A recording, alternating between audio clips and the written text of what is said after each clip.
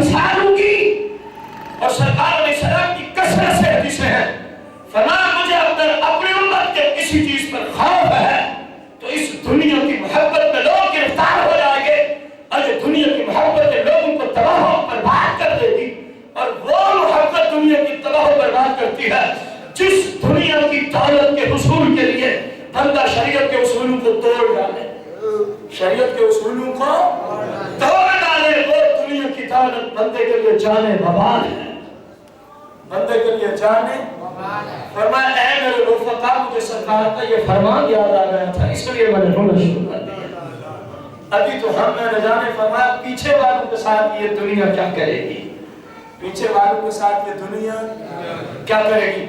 سرکار غوث پاک رضی اللہ تعالی عنہ اپنے جملوں کو مزید پڑھاتے ہوئے ارشاد فرماتے ہیں یا غافلا اما لا بد لك منه قد جعلت همك للشهوات واللذات وجعل الدينار فوق الدينار. فرمایا اے غافلو. کون فرما رہے ہیں ذرا اونچی نام لینا ہے. سرکار غوث پاک جن کو پہلے نہیں سمجھے اب ذرا اونچی بولتا ہے کہ یہ جملہ کون سا پیر اپنے مریدوں کو دے رہا ہے. سرکار کیا فرماتے ہیں. فرمایا یا غافلا اے غافلو اما لا بد لك منه قد جعلت همك للشهوات واللذات. فرمایا اللہ نے تیرے لیے کیا کام ضروری کیے حالانکہ تو نے اپنے آپ کو کیمیکالوں پہ مجبور کر رکھا ہے. فرمایا تو نے جعلت همك اپنی ساری کوشش اپنا سارا مقصود تو نے للشهوات واللذات. فرمایا تو نے ساری کوشش اپنی شہوات اور چھوٹی لذتوں کے پوری کرنے میں صرف کر رکھی ہے. فرمایا میرے مرید سوچ اللہ نے تجھے اپنی عبادت کے لیے بنایا اور تو نفس امارہ کی جھوٹی خواہشات اور باطل لذات کے پیچھے پڑا ہوا ہے. فرمایا بتا جب تو اللہ کی جناب میں پہنچے گا اپنے رب کو کس منہ کے ساتھ سامنا کرے گا. اور جب رب تجھ سے پوچھے گا اے میرے بندے میں نے تجھے اپنی عبادت کے لیے بنا کے بھیجا تھا تو نے وہاں جا کے نفس امارہ کی پیروی کی باطل امور اور لذات اور شہوات جن پر اسلام کی لعنت تھی تو نے ان کو پورا کیا. سرکار غوث پاک فرماتے ہیں اے غافلو مجھے بتاؤ اپنے رب کو اس وقت کیا جواب. جب یہاں کوئی جواب نہیں ہے تو وہاں کیا جواب ہوگا. حالانکہ ہم یہاں کسی کے پابند نہیں کہ کسی کو جواب نہیں. ہم صرف اللہ کو جواب دیں گے. شریعت کی روشنی میں عرض کر رہا ہوں دے بھی سکتے میں مسئلہ سمجھانے کی عرض کر رہا ہوں. وہ اپنے فضل سے انشاءاللہ سرکار کے توسل سے سرکار کی شفاعت ہمیں نصیب فرمائے گا. لیکن غور تو کرو ہم کر کیا رہے ہیں. کم از کم اتنا تو کرے جو حرام کام ہے بندہ اپنے آپ کو ان سے تو سرکار سے بات بھی تو یہی فرمایا بتاؤ تم نے اپنی ہمت کو اپنی کوشش کو اپنے سارے ٹائم کو کن کاموں میں مشغول رکھا ہے. فرمایا الشہوات واللذات ان جھوٹی شہوتوں ان جھوٹی باطل اور جہنم میں لے جانے والی لذات کے پیچھے پڑے ہو. غلط تو نہیں پیرا نے پیر فرما رہے. کسی سے پوچھ لو جو خلاف شرع اپنی باطل خواہشات اور لذات کے پیچھے پڑا ہے اس سے پوچھو کہ کیا جواب دے گا بندہ کے بارے. تو شرم کے مارے سارے جھکے جا کے نہیں. یہاں تو صرف بندے نے پوچھا ہے تو بندہ غور کرے. جب 1,24,000 کم و بیش پیغمبر بھی کھڑے اولین و آخرین بھی کھڑے ہو اور بندے کے دشمن بھی اور دوست بھی کھڑے ہو اور پھر اللہ فرمایا اقرا کتابک. سورہ بنی اسرائیل میں 15ویں پارے میں اقرا کتابک. جو کچھ کر کے آئے ذرا پڑھ کے سنا تو صحیح. کیا عالم ہوگا اس وقت. اقرا کتاب قرآن ہے. بندہ اس وقت کس منہ سے پڑھے گا کہ میں نے نماز چھوڑ دی تھی. کس منہ کے ساتھ پڑھے گا کہ یا اللہ میں فلاں کی عزت کو چھڑا کرتا تھا. کس منہ کے ساتھ پڑھ کے سنائے گا کہ فلاں کی اتنی دولت کھا گیا تھا، کس منہ کے ساتھ پڑھ کے سنائے گا کہ میں فلاں کی چغلیوں غیبتیں کیا کرتا تھا اور فلاں سے حسد کیا کرتا تھا؟ غور تو کرو کس منہ کے ساتھ کھڑا ہو کے پڑھے گا؟ کہ قرآن کا فیصلہ ہے، اقرا کتاب، اللہ فرمائے گا یہ تیرا نام اعمال ہے، پڑھ کے سنا۔ اب پڑھ گئے تو ہوگی کوئی مجال وہاں پڑھنے کی؟ تو بندہ اگر یہ کہ مسئلہ نام اعمال کھلا لکھا ہوا ہے کہ جتنے دن زندگی کے ہر روز 5 نمازیں میں پڑھا کرتا تھا، تو کوئی تردد ہوگا کہنا؟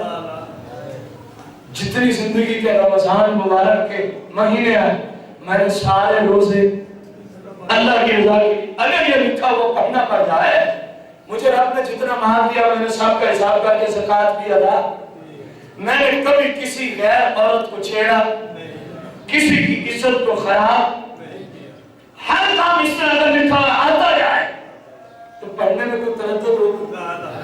یہ خوش بھی ہوتا جائے گا اور سرکار بھی اس سے خوش ہوتے جائے گا کہ ہے تو میرا امتی کام کیسے کر کے لایا ہے، کام میری شریعت کے مطابق کر کے لایا ہے۔ اور اگر دوسری طرف پڑھنا پڑے تو بندہ کیا کرے گا؟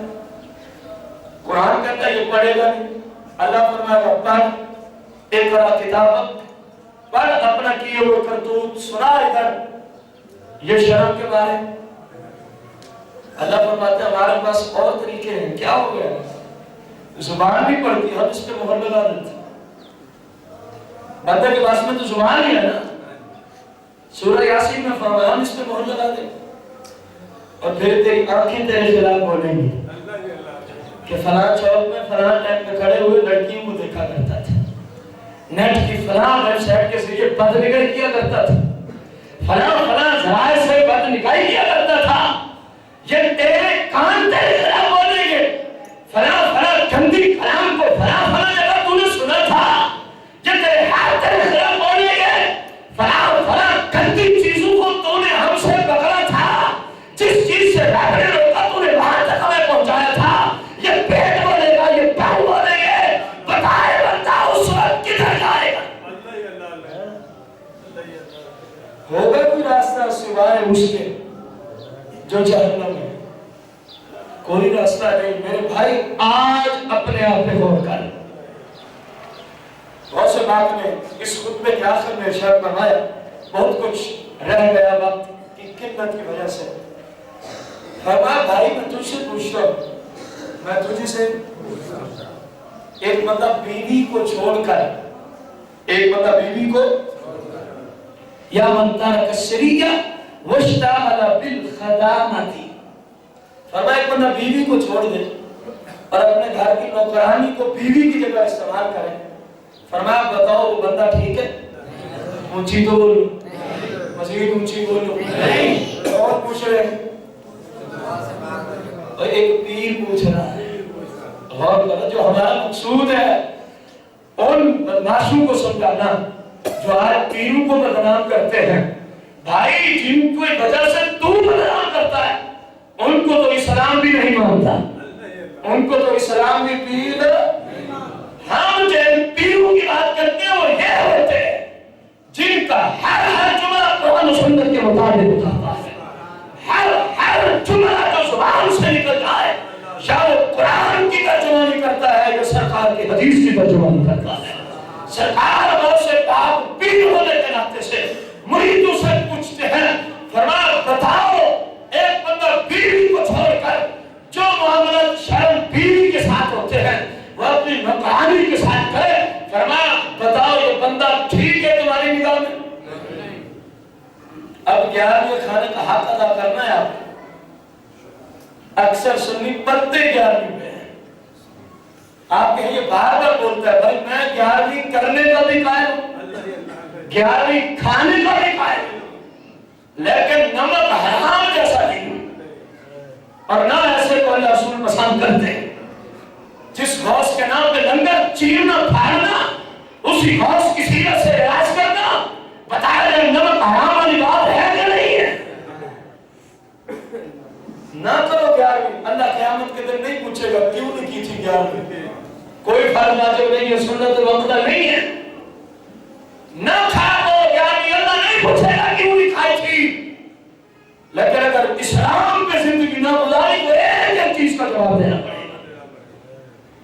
हम तो इस चीज पे खाए, हमारे यहाँ तो मुस्तहब का उस वक्त तक सवाब ही नहीं मिलता कुरान और सुन्नत की रोशनी में, जब तक बंदा फराइज़ वाजिबात और सुन्नत मुअक्कदात का लिहाज न रखे, अल्लाह ऐसे को नफल काम का सवाब ही नहीं देता।